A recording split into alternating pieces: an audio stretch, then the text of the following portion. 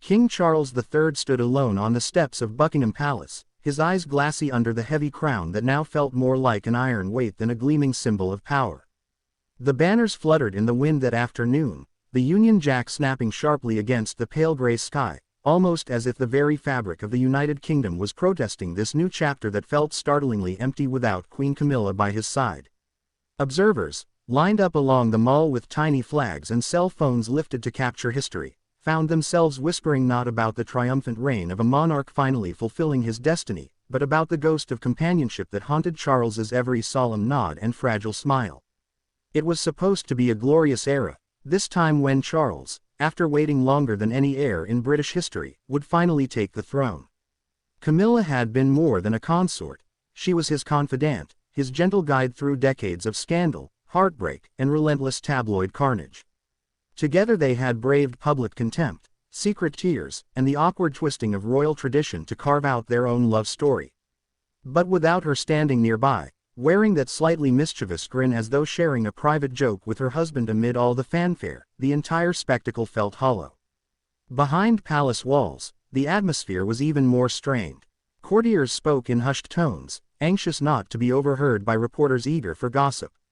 The palace staff, who once bustled with the happy chaos of managing two royals constantly confiding, whispering, laughing together, now moved quietly, almost reverently, as if afraid to disturb Charles's fragile composure.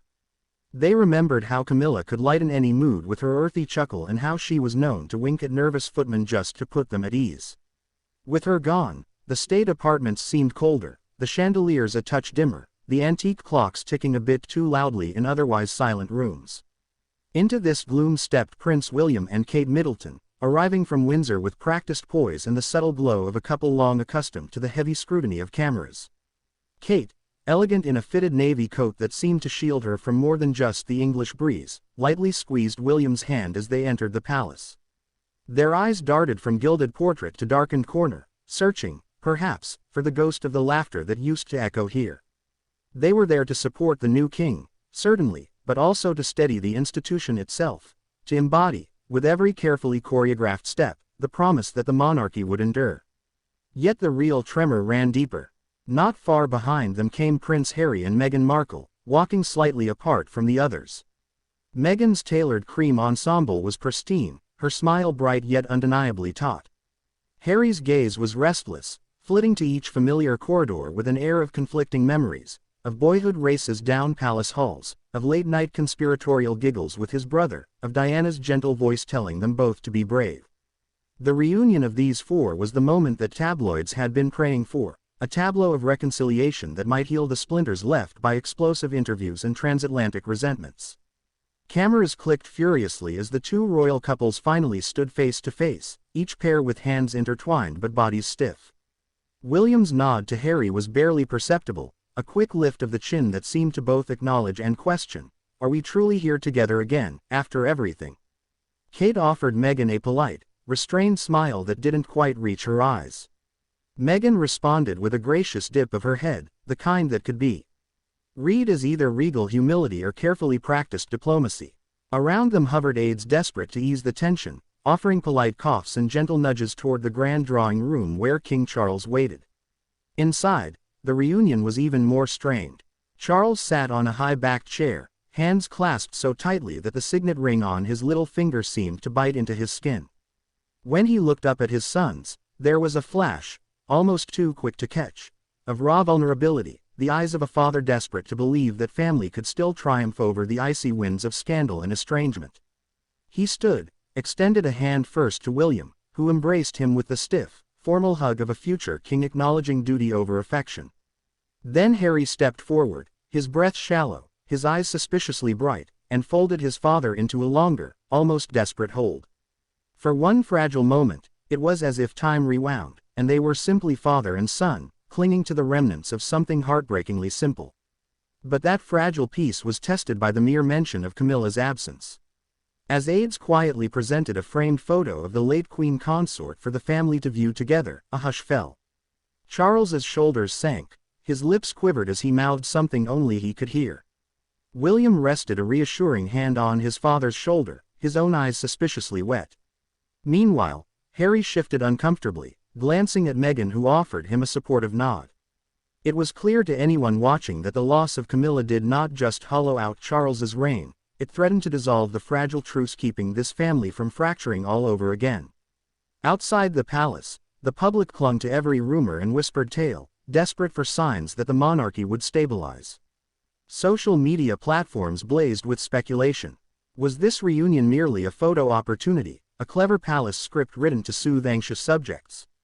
Or was it a genuine attempt to repair the cracked foundations of the House of Windsor? Commentators argued endlessly on breakfast shows and late-night panels, dissecting body language, sharing clandestine tidbits from inside sources, and replaying every awkward handshake in slow motion. But beyond the glare of public curiosity, there were private moments that painted a more complex story. Later that evening, an anonymous palace footman confessed seeing William and Harry slipping away from the main reception to a smaller, dimly lit antechamber, alone, without spouses, cameras, or senior advisors. From behind a tapestry-draped doorway, muted voices rose and fell, sometimes sharp, sometimes achingly soft. No one could make out the exact words, but when the brothers emerged nearly half an hour later, their eyes were red, their expressions worn yet oddly lighter, as if they had finally shared truths too heavy to carry alone. Meanwhile, Kate and Meghan found themselves navigating an equally delicate dance. A bystander who served them tea described an icy start, each duchess carefully choosing words with diplomatic precision, avoiding any topic that might reignite old grievances. But as minutes passed, Meghan apparently touched Kate's arm lightly, and Kate managed a tentative laugh at some quietly offered quip.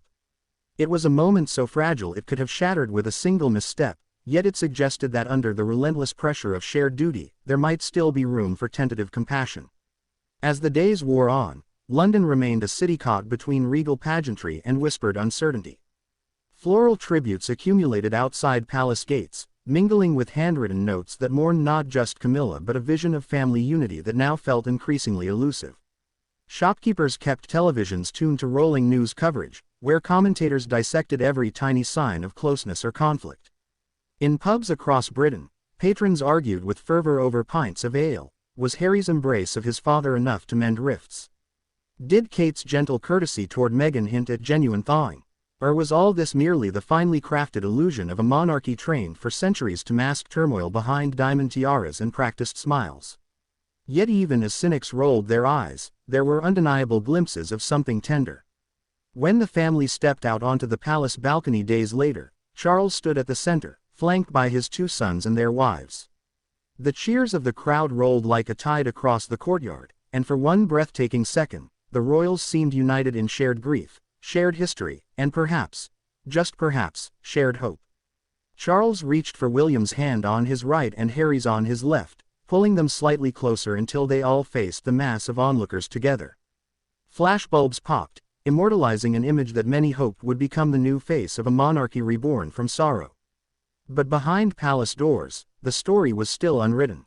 Charles retreated each evening to his private rooms where old letters from Camilla lay scattered across a rosewood writing desk.